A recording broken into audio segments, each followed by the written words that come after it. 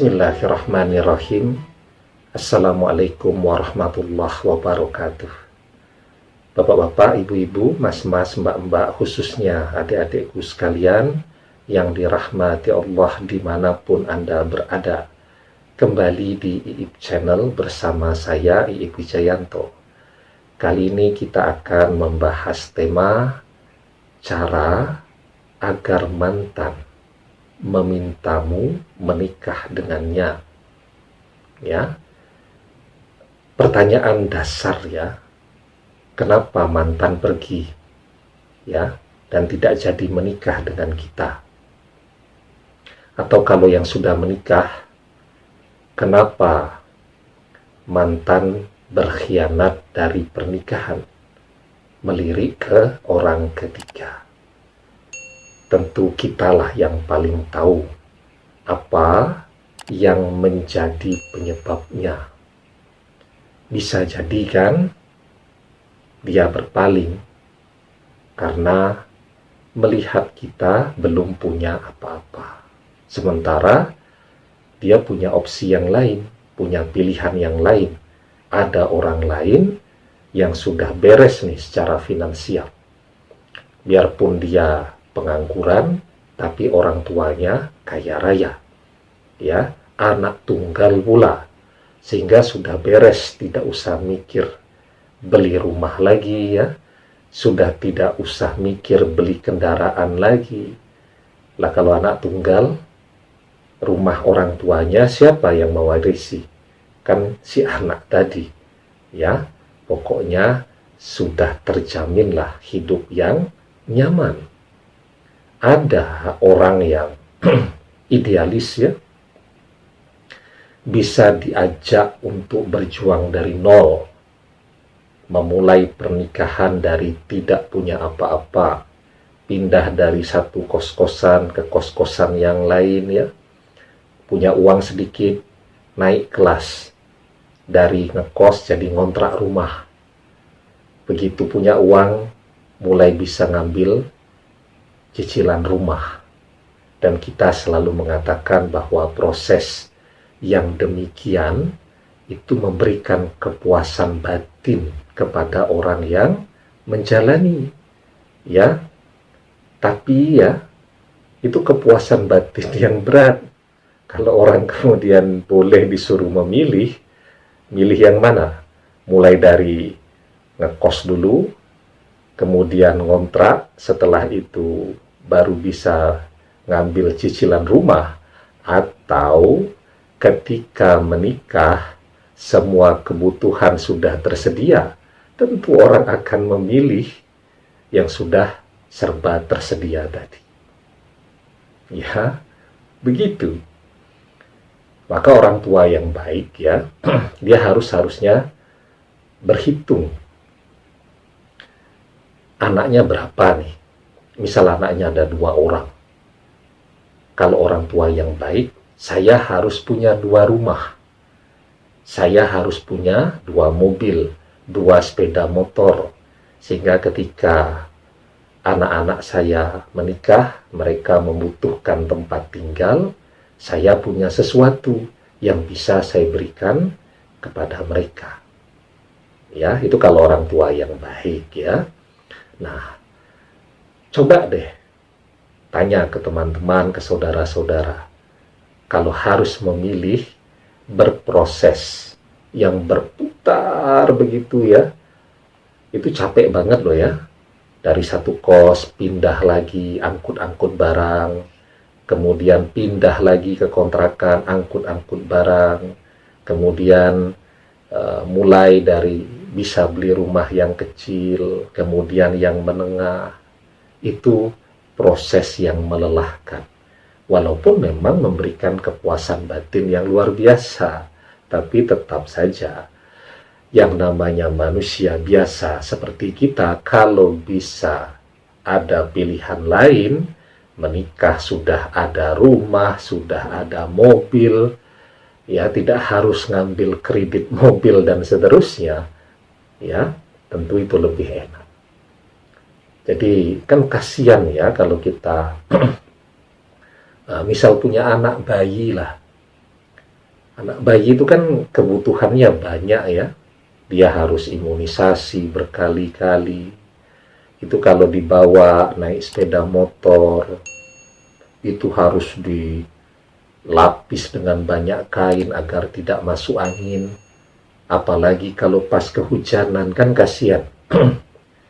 Dibandingkan misal dengan orang yang sudah tersedia segala fasilitasnya. Punya anak bayi, butuh ngantar untuk imunisasi, sudah ada mobil yang tersedia, plus supirnya juga sudah siap, kan nyaman sekali. Bisa jadi mantan kemudian berpaling karena faktor-faktor yang seperti ini. Dan memang mau tidak mau ya, kita kan hidup, dan yang kita pelajari memang hal-hal yang seperti ini. Coba deh lihat film, lihat juga sinetron. Apa yang kemudian diajarkan kepada kita, bahwa cinta itu tidak cuma cinta. Cinta itu selalu identik dengan baju bagus, rumah mewah, mobil bagus, ya, makanan yang enak, asisten rumah tangga yang banyak, dan seterusnya. Kan selalu begitu. Nah, jadi kalau kemudian mantan berpaling karena faktor itu, ya kita harus belajar berbesar hati. Nah, sekarang bagaimana caranya agar yang bersangkutan kembali kepada kita dan meminta untuk bisa menikah dengan kita? Ya, nah ini mumpung dia belum menikah dengan orang lain, atau kalau sudah menikah ya, mantan berkhianat atau berselingkuh dengan orang ketiga, kan sebelum perselingkuhannya ya terlalu jauh begitu, maka kita kan masih bisa mengusahakan agar dia kembali ke pernikahan tadi. Nah, maka yang perlu dilakukan sekarang, kita coba introspeksi. Apa sih kekurangan dari kita dan apa yang jadi kelebihan dari orang ketiga itu? Misal berpaling karena yang di sana lebih ganteng atau lebih cantik. Sekarang kita pikirkan, artinya ketika mantan pernah bersama kita, kita kan tidak jelek.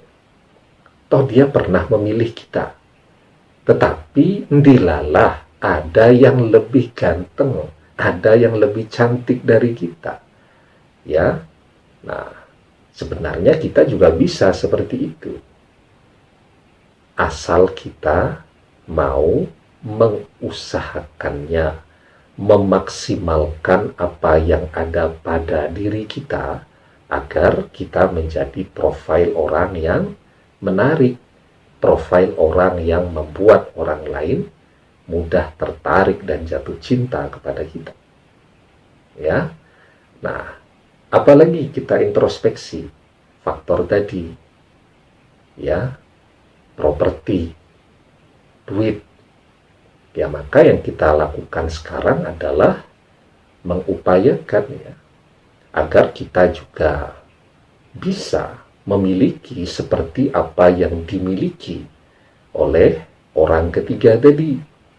Ya, jadi kita pelajari bagaimana sih caranya dia bekerja sehingga dia bisa kaya. Ya, kalau dia manusia, kita manusia juga. Ya, tangannya juga 2 kan, kemudian jarinya ada 10, kemudian kakinya juga jumlahnya sama. Maka kalau dia bisa kaya, kita juga bisa kaya. Asal kita mau berusaha. Begitu. Nah, yang ketiga, berdoa. Kalau kemudian kita sudah berdoa pada saat ini dan mantan belum kembali, artinya apa yang kurang? Doanya harus ditingkatkan lagi.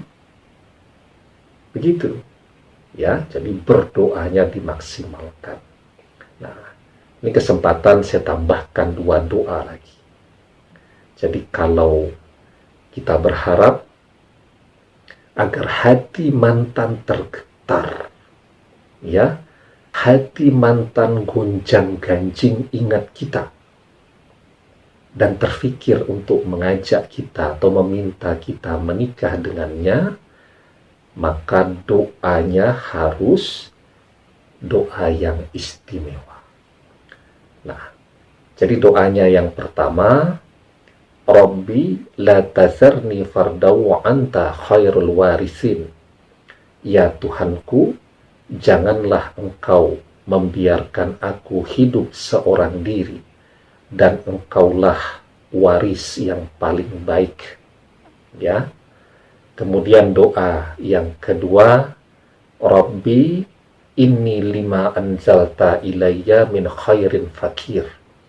Ya Tuhanku, sesungguhnya aku sangat memerlukan sesuatu kebaikan yang engkau turunkan kepadaku. Ya, teruslah berdoa. Kalau sekarang apa yang Anda minta belum terkabul, jawabannya sederhana, karena doanya masih kurang banyak dan berdoanya masih kurang lama.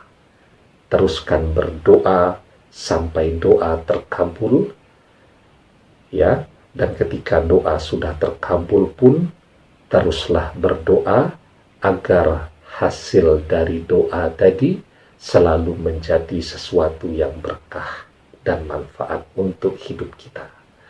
Demikian, semoga bermanfaat. Allahu a'lam bishawab, billahi taufiq wal hidayah. Assalamualaikum warahmatullahi wabarakatuh.